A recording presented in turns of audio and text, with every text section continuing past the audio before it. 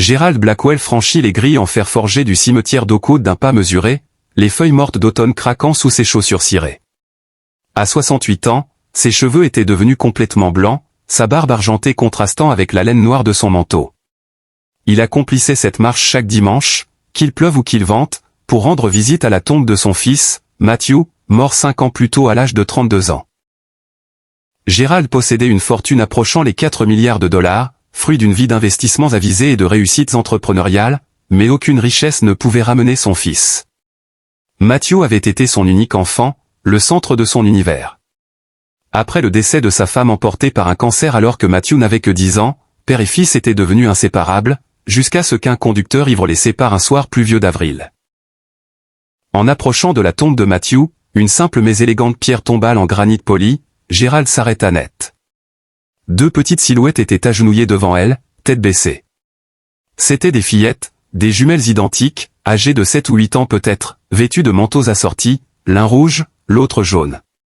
Leurs cheveux noirs étaient retenus en queue de cheval, et elles se tenaient la main en s'agenouillant parmi les feuilles tombées. L'instinct premier de Gerald fut d'attendre, de leur laisser leur intimité. Mais la curiosité et la perplexité le clouèrent sur place. Pourquoi des enfants rendraient-ils visite à la tombe de Matthew?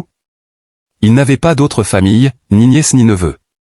Gerald s'approcha sans bruit, ne voulant pas les effrayer.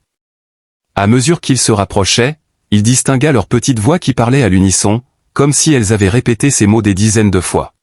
« Merci de nous avoir sauvés », murmurait-elle doucement. « Merci de nous avoir donné une chance de vivre. Nous aurions tant voulu vous rencontrer. Nous aurions tant voulu vous dire combien nous vous sommes reconnaissantes. Veillez sur notre maman, s'il vous plaît. Elle vous manque. » Gerald sentit sa respiration se bloquer. Sa vision se brouilla de larmes soudaines. Les sauver, leur donner une chance de vivre. Que signifiait cela? Les fillettes durent percevoir sa présence, car elles se retournèrent d'un même mouvement. Leurs yeux, d'un brun profond et grave, se fixèrent sur lui. Elles ne semblaient pas effrayées, seulement curieuses. « Vous venez rendre visite à quelqu'un » demanda l'une d'elles poliment. La voix de Gerald sortit rauque d'émotion. « Oui, je viens voir mon fils, Matthew Blackwell. C'est sa tombe. » Les yeux des fillettes s'écarquillèrent. Elles se regardèrent, puis reportèrent leur attention sur Gerald. Et soudain, sans prévenir, elles fondirent toutes les deux en larmes. Pas des pleurs discrets, mais de gros sanglots qui secouaient leur petit corps. Gerald, alarmé, s'agenouilla malgré l'humidité du sol. « Qu'y a-t-il ? Ne pleurez pas, je vous en prie. Je ne voulais pas vous bouleverser. » Celle au manteau rouge au son badge indiquait Sophia au parla à travers ses larmes, « Vous êtes le papa de Matthew. »« Vous êtes vraiment son papa ?»« Oui, c'est moi. »« Mais comment connaissez-vous mon fils ? Que vouliez-vous dire par « il nous a sauvés » ? L'autre fillette, dont le badge portait le nom Isabella, essuya ses yeux avec sa manche. « Il nous a donné son cœur et son foie. Quand il est mort, il nous a sauvé la vie. » Gerald sentit le monde basculer. Sa main chercha la pierre tombale pour se retenir. Matthew était donneur d'organes. Gerald avait signé les papiers à l'hôpital, engourdi par le chagrin, sachant que c'était ce que Matthew aurait voulu. Mais il n'avait jamais demandé qui étaient les receveurs. La douleur était trop vive, trop immédiate. Il avait fait don des organes de son fils, puis avait tenté d'enterrer ce savoir avec lui. « Vous avez reçu les organes de Matthew ?» demanda-t-il, la voix à peine audible. Sophia hocha la tête. « Moi j'ai eu son cœur. Bella a eu une partie de son foie. On était en train de mourir. Le docteur disait qu'il nous restait peut-être quelques semaines, et puis on a appris que quelqu'un était mort et que cette personne allait nous sauver. On avait seulement 3 ans, on ne se souvient pas de grand-chose. Mais maman nous raconte l'histoire. Elle dit qu'on est en vie parce que quelqu'un a choisi de donner même en perdant tout. » Isabella ajouta, « On vient ici tous les dimanches avec maman pour dire merci. Elle dit que c'est important d'honorer le cadeau qu'on a reçu. » Les jambes de Gerald cédèrent, il s'assit pleinement par terre, dans les feuilles, sans se soucier de son manteau coûteux. Les larmes coulaient sur son visage. « Matthew vous a sauvé. Mon fils vous a sauvé. » Une voix de femme retentit derrière lui, « Les filles, que se passe-t-il ? Tout va bien ?» Gerald se retourna et vit une femme d'une trentaine d'années qui accourait, le visage marqué par l'inquiétude. Elle portait une blouse d'infirmière sous une veste usée. Infirmière aux urgences, devina Théil. Elle était jolie malgré les rides de fatigue, avec les mêmes cheveux noirs que ses filles. « Maman !» appela Isabella. « C'est le papa de Matthew. C'est le papa de l'homme qui nous a sauvés. » La femme s'arrêta net, portant la main à sa bouche. « Monsieur Blackwell.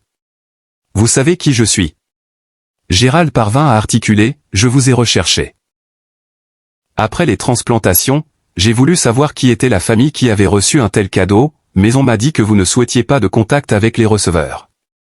J'ai respecté cela, mais j'ai... » Elle laissa sa phrase en suspens, les larmes aux yeux. « Voilà 5 ans que je voulais vous remercier, vous dire ce que le sacrifice de votre fils a représenté. » Gérald tenta de se relever, la femme se précipita pour l'aider. Les fillettes restaient tout près, encore reniflantes. « Je m'appelle Elena Rodriguez, dit la femme. Et voici mes filles, Sophia et Isabella. Elles vivent grâce à votre fils. » Gérald regarda les jumelles. Vraiment les regarda. Elles étaient en bonne santé, pleines de vie, rayonnantes. Sophia posa inconsciemment sa main sur son cœur. Le cœur de Matthew. Isabella se tenait tout près de sa sœur, comme le font les vrais jumeaux. Deux moitiés d'un tout. « Racontez-moi, dit Gérald d'une voix rauque. Racontez-moi tout. J'ai besoin de savoir. » Ils s'assirent sur un banc proche. Les fillettes de chaque côté de Gérald, tandis qu'Elena racontait. Les jumelles étaient nées prématurées, avec des malformations congénitales du cœur et du foie. Les médecins avaient fait ce qu'ils pouvaient, mais à 3 ans, les 2 fillettes déclinaient. Elles avaient besoin de greffe en urgence, mais trouver des donneurs compatibles pour les 2 semblait impossible. J'étais mère célibataire, dit Elena doucement. Infirmière aux urgences, je travaillais dur pour garder mes filles en vie. Je les voyais s'affaiblir chaque jour. Je priais pour un miracle, même si je me sentais coupable de prier pour quelque chose qui signifiait la mort de quelqu'un d'autre. Elle essuya ses larmes. Et puis un soir, l'appel est arrivé. On avait trouvé un donneur compatible pour les 2. C'était presque inouï que des jumelles reçoivent ce dont elles avaient besoin du même donneur. Le médecin a dit que c'était du 1 sur 1 million. Votre fils avait exactement leur groupe sanguin, exactement leur taille. Tout correspondait parfaitement. Gérald écoutait, le cœur brisé et guéri à la fois. Je ne savais pas.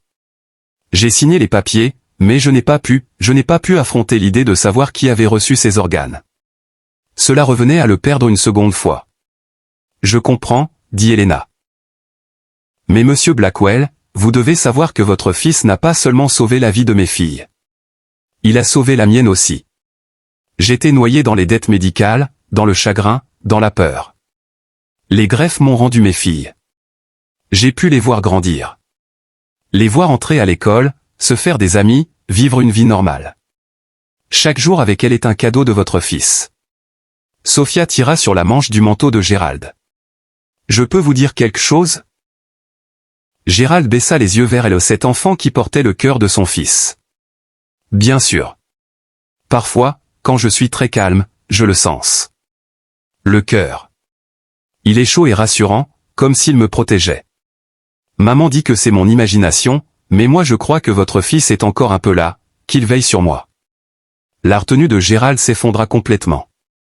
Il attira la petite fille contre lui dans une étreinte.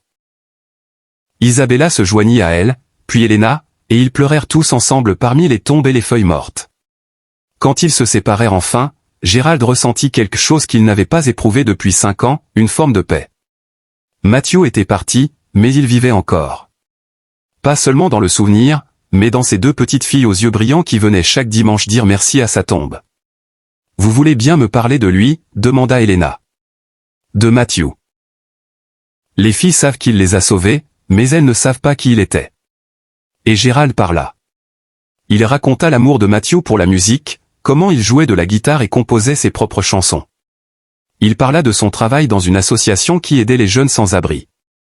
De ses blagues épouvantables et de son cœur immense. Il parla des parties de pêche père-fils, de la façon dont Matthew avait pris soin de lui après la mort de sa mère. « C'était la meilleure personne que j'ai jamais connue, dit Gérald. Et j'ai passé 5 ans à être en colère qu'on me l'ait enlevé si jeune. J'ai passé 5 ans à me demander pourquoi. Pourquoi lui? Pourquoi mon fils? Il regarda les fillettes. Mais maintenant je vois. Il n'est pas simplement mort. Il a donné la vie. Il vous a sauvé. Au cours des semaines suivantes, Gérald fit partie de la vie de la famille Rodriguez. Il apprit qu'Elena peinait financièrement malgré son travail à plein temps d'infirmière aux urgences.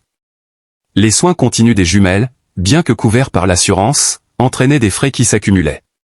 Sa voiture rendait l'âme. Son appartement était petit et vétuste, elle prenait des gardes supplémentaires dès qu'elle le pouvait. Gérald ne révéla pas tout de suite l'étendue de sa fortune, mais il commença à aider discrètement. Une voiture fiable gagnée à un prétendu tirage au sort d'entreprise, un fonds de bourse anonyme couvrant les frais médicaux non remboursés, un appartement plus confortable dont le loyer avait miraculeusement baissé. Mais surtout, Gérald leur offrit son temps et son cœur. Il assista aux spectacles scolaires, aux expositions d'art des filles. Il leur apprit les échecs, les emmena dans les musées. Il fut présent aux anniversaires et aux fêtes, le grand-père qu'elle n'avait jamais eu. Pour Gérald, les jumelles devinrent son lien avec Matthew, la preuve que la vie de son fils avait eu un sens, que sa mort avait eu une signification. Mais elles devinrent aussi précieuses en elles-mêmes, deux petites filles remarquables qui affrontaient chaque jour avec courage et gratitude. Un soir, environ 6 mois après leur première rencontre au cimetière, Gérald était assis avec Elena après le coucher des filles. Ils avaient dîné chez lui. Il avait enfin révélé qui il était et ce qu'il pouvait faire. Elena avait été submergée, mais reconnaissante. « Je veux faire quelque chose », dit Gérald. « Je veux créer une fondation au nom de Matthew pour aider les familles confrontées à des greffes pédiatriques, couvrir les frais que l'assurance ne prend pas en charge, apporter du soutien, rendre les choses plus faciles pour des gens comme vous qui luttent pour garder leurs enfants en vie. » Les yeux d'Elena s'emplirent de larmes. « Gérald, c'est magnifique. Matthew aurait adoré cela. Je veux que vous la dirigiez. Vous comprenez ce que vivent ces familles. Vous l'avez vécu. Et je la financerai entièrement, quel qu'en soit le besoin. » La fondation Matthew Blackwell fut créée dans l'année. Elena quitta son poste d'infirmière pour la diriger à plein temps, et Gérald fournit les moyens pour en faire l'une des organisations de soutien aux transplantations les plus efficaces du pays. Ils aidèrent des centaines de familles, prise en charge des frais, soutien psychologique, mise en relation entre familles de donneurs et receveurs quand les deux parties le souhaitaient. Mais l'aspect le plus émouvant fut peut-être le jardin qu'ils créèrent derrière le bâtiment de la fondation, un jardin du souvenir où les familles de donneurs pouvaient planter des arbres et des fleurs en hommage à leurs proches, où les receveurs pouvaient venir méditer et rendre grâce. Au centre se trouvait une plaque au nom de Matthew, avec une citation qu'il adorait, « La meilleure façon de se trouver soi-même est de se perdre au service des autres. » Les jumelles s'épanouirent. Sophia découvrit une passion pour la musique, c'est le chœur, insistait-elle. Le cœur de Matthew aime la musique et apprit la guitare. Isabella se passionna pour la médecine et parlait déjà de devenir chirurgienne de transplantation. Le jour du 5e anniversaire de leur rencontre au cimetière, Gérald se tenait à nouveau avec Elena et les jumelles devant la tombe de Matthew. Mais cette fois, il n'était pas seul. Des dizaines de familles étaient là, toutes celles que la fondation avait aidées, toutes touchées d'une manière ou d'une autre par l'héritage de Matthew. Sophia et Isabella, désormais âgées de 12 ans, avaient écrit une chanson pour l'occasion. Elles la chantèrent là, dans le cimetière. Sophia à la guitare qui avait appartenu à Matthew, les deux sœurs en harmonie. La chanson s'intitulait Le Don, elle parlait du courage qu'il faut pour lâcher prise, de l'amour qui transcende la mort, et de la façon dont une seule vie peut irradier et toucher d'innombrables autres. Tandis que Gérald écoutait les filles chanter, leur voix claire et forte, Sophia posant parfois la main sur son cœur, le cœur de Matthew, il comprit enfin. La mort de Matthew avait failli le détruire. Mais dans cette destruction, dans cette perte terrible, quelque chose de nouveau était né. Pas un remplacement de ce qu'il avait perdu, mais quelque chose d'aussi précieux, une nouvelle famille, un but renouvelé, et la certitude que l'amour ne s'arrête pas avec la mort. Après la cérémonie, tandis que les gens échangeaient et partageaient leurs histoires, Isabella vint se placer à côté de Gérald. « Ça va, papy ?» demanda-t-elle. Elle avait commencé à l'appeler ainsi un an plus tôt, et chaque fois le cœur de Gérald se gonflait. « Je vais mieux que bien », répondit-il sincèrement. « Je suis reconnaissant pour toi, pour ta sœur, pour ta mère, pour cette seconde chance de famille. Nous aussi on est reconnaissante, dit Isabella. On sait qu'on ne pourra jamais remplacer Matthew, et on ne veut pas, mais on t'aime, et on est tellement contente que tu nous aies trouvés. Où qu'on t'ait trouvé toi? Peu importe comment ça s'est passé. Sophia les rejoignit, glissant sa main dans celle de Gérald. Tu crois qu'il sait? Demanda-t-elle. Matthew, tu crois qu'il sait ce qui s'est passé? Que son cœur bat encore, qu'il continue d'aimer les gens? Qu'il nous a sauvés et qu'il a aidé toutes ses autres familles aussi? Gérald leva les yeux vers le ciel, se souvenant du sourire de son fils, de son rire, de son cœur immense. Oui, dit-il avec certitude. Je crois qu'il sait, et je crois qu'il est fier de nous tous.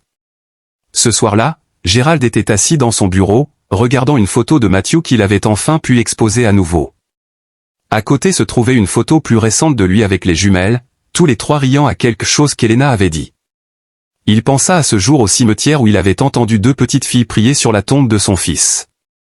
Il avait cru que le chagrin le tuerait. Il avait cru qu'il n'avait plus aucune raison de vivre. Mais il s'était trompé. La mort de Matthew avait donné la vie aux jumelles. Et les jumelles avaient redonné vie et sens à Gérald. De la tragédie était né quelque chose de beau, une famille tissée non par le sang, mais par le don ultime, par le sacrifice et la gratitude, par la certitude que l'amour est plus fort que la mort. Gérald sortit son journal et se mit à écrire, comme il le faisait chaque soir. Désormais, il écrivait sur Matthew, sur les filles, sur Elena, sur la fondation et les familles qu'ils aidaient. Il écrivait sur la transformation du chagrin en espoir, du désespoir en raison d'être. Et il terminait toujours sa note de la même façon. Merci, Matthew. Merci pour ton cœur généreux dans la vie et dans la mort. Merci d'avoir sauvé ces petites filles si précieuses. Merci de m'avoir appris qu'il y a toujours une raison d'espérer. Toujours une raison d'aimer. Toujours une raison de continuer. Ton cœur bat encore. Ton héritage continue de grandir. Et ton père t'aime pour toujours et à jamais. Dans une chambre à l'autre bout de la ville, Sophia était allongée dans son lit, la main posée sur son cœur. Elle sentait son rythme régulier. Elle pensa à l'homme qui lui avait fait ce cadeau, au père qui les avait trouvés au cimetière et était devenu leur grand-père. Elle pensa à toutes les façons dont la vie et la mort s'entrelacent, comment quelque chose de terrible peut mener à quelque chose de magnifique. Merci, Matthew, murmura-t-elle dans l'obscurité. C'était devenu son rituel nocturne. Merci pour ma vie. Je te promets que je la rendrai utile. Et en cet instant, avec le cœur de Matthew battant régulièrement dans sa poitrine, portant l'amour vers l'avenir, Sophia s'endormit, sereine dans la certitude que certains cadeaux durent vraiment éternellement.